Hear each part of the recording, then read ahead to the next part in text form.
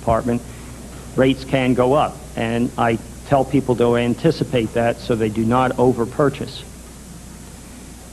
Some of the things that I think we need to consider, certainly the purchase of long-term care and self-reliance as opposed to falling back on Medicaid and doing Medicaid qualifying trusts. Who can or should purchase long-term care insurance? Really, the vast middle-class American can do that.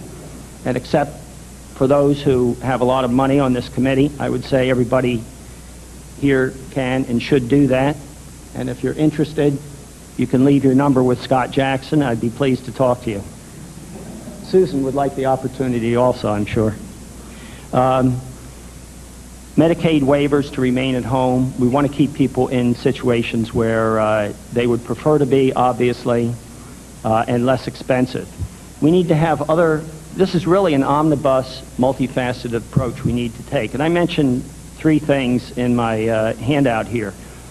There was an article in the newspaper in March in South Coatesville. I don't know how far along the project is, but they were building assisted living facility for low-income people earning under $20,000, and they were building a couple hundred units.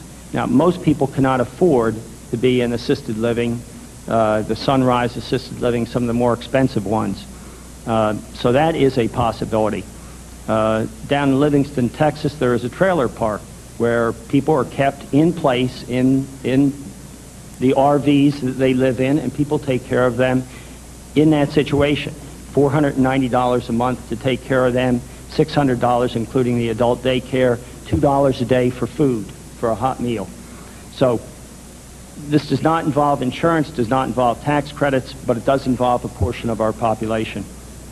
And HUD housing for low-cost assisted living, the Section 202 supportive housing approaches where we can have people in facilities, perhaps in inner cities that have not been used for, maybe they're not used right now, and they can be rehabbed. A number of people have mentioned educating. If you check I think the Area Agency on Aging, it's a super program, and I mention it to my clients, I mention it to other agents.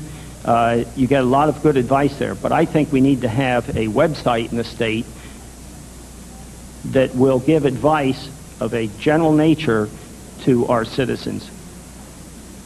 If you want to see a good example, I've indicated in the handout here, you can go to mrltc.com, and if you want to see what a good website is to educate people, that is one.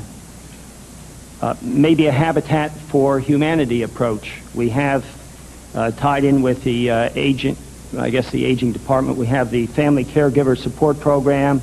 We have this HUD Section 202 program. But if we have people that are interested in building homes for maybe lower income people, why not a Habitat for Humanity, something like this, where we can be doing ramps in people's homes, grab bars, expanded showers to keep people at home. Supporting nonprofit organizations. There is a program in our area on the main line, the Care Consortium of the main line, which really tries to educate people. And I think they get some funding from Montgomery County for their effort. We need to encourage care in or near individuals' homes. If you read Harry Dent, Roaring 2000s, because of telecommuting, a lot of people will be moving out into small towns in the state. Now, what facilities will we have for people in smaller towns? Will we have nursing homes, assisted living, and so on? So it's not just major cities. We have to consider facilities all over the state. Tax incentives, I think they have to come from the federal level. There are various proposals now on that. I see it as probably a smaller portion would be done by Pennsylvania, if at all. I put in here about supporting Alzheimer's research. Now, that may not be the subject of the insurance committee. However, 1/3 of people over age 85 have Alzheimer's or will contract Alzheimer's.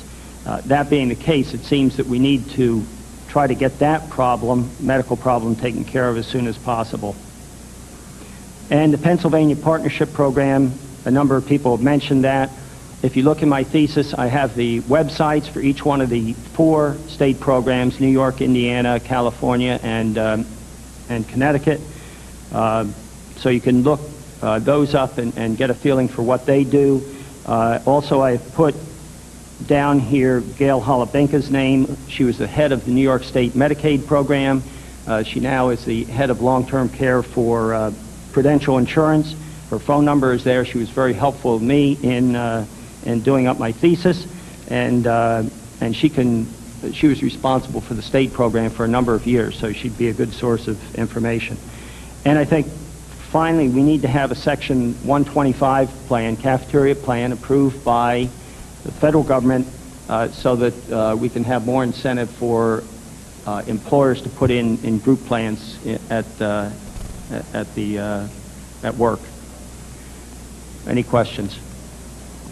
Any questions?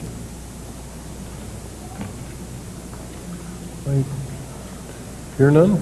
Thank you very much.